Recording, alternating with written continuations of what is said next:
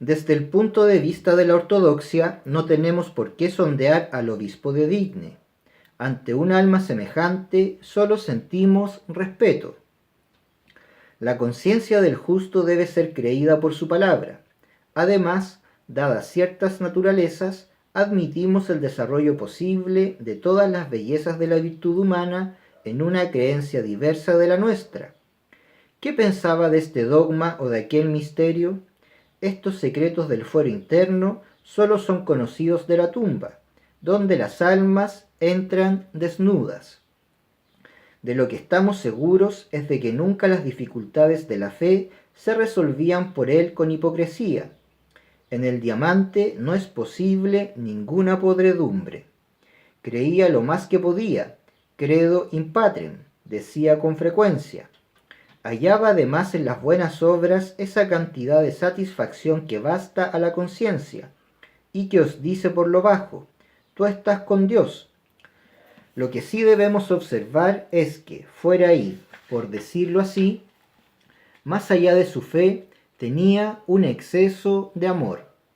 Por esto, quia multum amavit, es por lo que le juzgaban vulnerable los hombres serios, las personas graves y la gente sensata. Locuciones favoritas de nuestro triste mundo, en que el egoísmo recibe el santo y la seña de la pedantería. ¿Qué era este exceso de amor? Era una benevolencia tranquila, serena, que yendo más allá del hombre, como ya hemos indicado, en ocasiones se hacía extensiva a las cosas.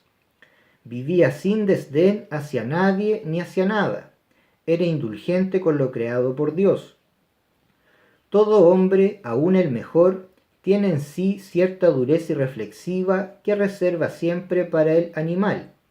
El obispo de Digne crecía de esa dureza frecuente, sin embargo, a muchos sacerdotes.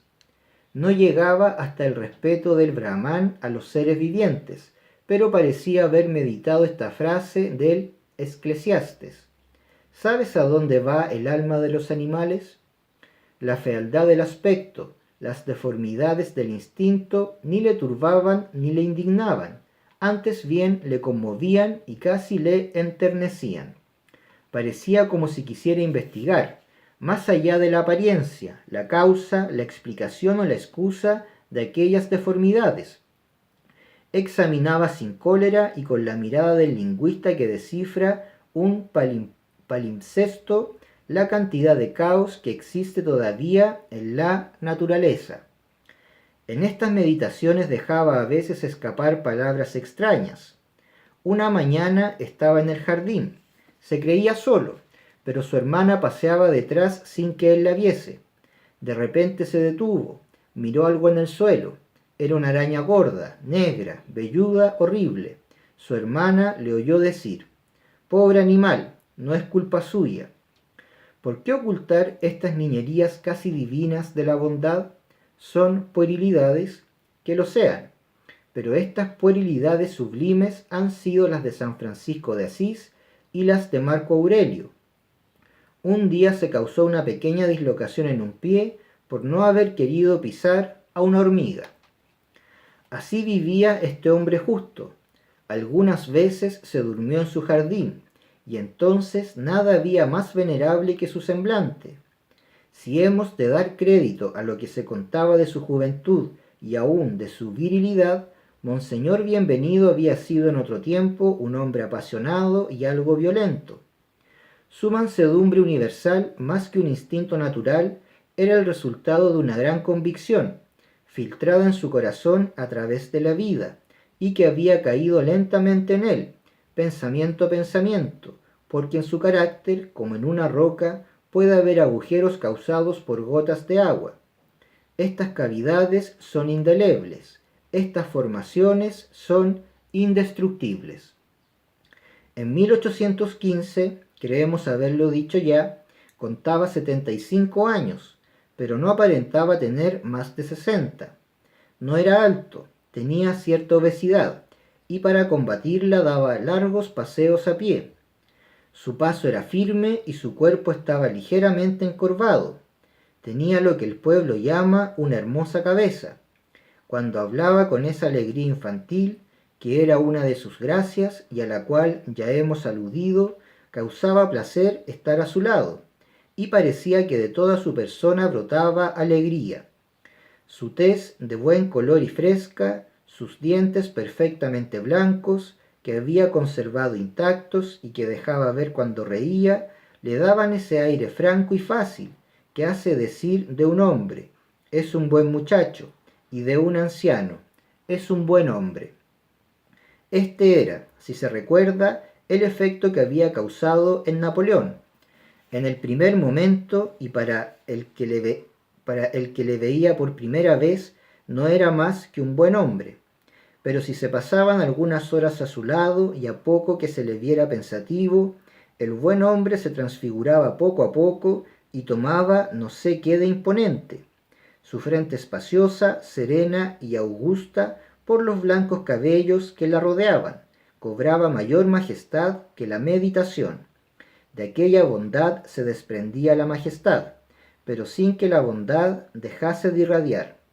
Experimentábase algo parecido a la emoción que causaría el ver a un ángel sonriéndose, abrir lentamente sus alas sin dejar de sonreírse.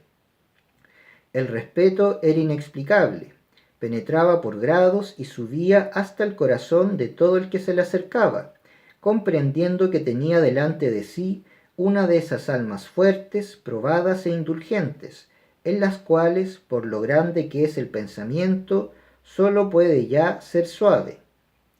Como se ha visto, la oración, la celebración de los oficios religiosos, la limosna, el consuelo a los afligidos, el cultivo de un pedazo de tierra, la fraternidad, la frugalidad, la hospitalidad, el desprendimiento, la confianza, el estudio, el trabajo, llenaban todos los días de su vida.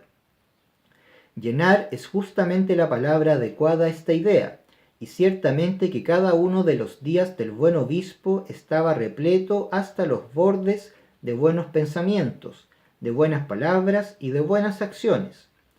Sin embargo, no era completo si el tiempo frío y lluvioso le impedía pasear de noche, después que las dos mujeres se habían retirado, 1 o 2 horas por su jardín antes de dormirse. Parecía para él una especie de rito prepararse al sueño por la meditación, en presencia de los grandes espectáculos que ofrece el cielo por la noche. Algunas veces, a hora bastante avanzada de esta, si las dos mujeres no dormían, le oían pasear lentamente por el jardín. Hallábase allí solo consigo mismo, recogido, apacible, adorando, comparando la serenidad de su corazón con la serenidad del éter, conmovido en las tinieblas por los resplandores visibles de las constelaciones y por los invisibles resplandores de Dios, abriendo su alma a los pensamientos que brotan de lo desconocido. En aquellos instantes, cuando a la hora en que las flores nocturnas ofrecen su perfume, ofrecía su corazón, ardiendo como una lámpara en el centro de la noche estrellada, esparciéndose en éxtasis en medio de la irradiación universal de la creación, ni él mismo hubiera podido describir lo que pasaba en su espíritu. Sentía algo que se lanzaba fuera de su ser, y algo también que descendía sobre él, misteriosas relaciones entre los abismos del alma y los abismos del universo. Pensaba en la grandeza y en la presencia de Dios, en la eternidad futura, extraño misterio, en la eternidad pasada, misterio más extraño todavía, en todos los infinitos que se hundían ante sus ojos en todos los sentidos, y, sin tratar de comprender lo incomprensible, lo miraba. No estudiaba a Dios, se deslumbraba admirándole en sus obras, consideraba aquellos magníficos enlaces de los átomos que dan aspecto a la materia, que revelan las fuerzas, evidenciándolas, que crean los individuos en la unidad, las proporciones en la extensión, lo innumerable en lo infinito, y que por la luz producen la belleza. Estos enlaces se forman y deshacen sin cesar, de aquí la vida y la muerte. Sentábase en un banco de madera pegado a una pared decrépita y miraba los astros a través de los brazos descarnados y raquíticos de sus árboles frutales. Aquel pedazo de tierra, tan pobremente plantado, tan lleno de cobertizos y casuchas, le bastaba y sentía cariño hacia él.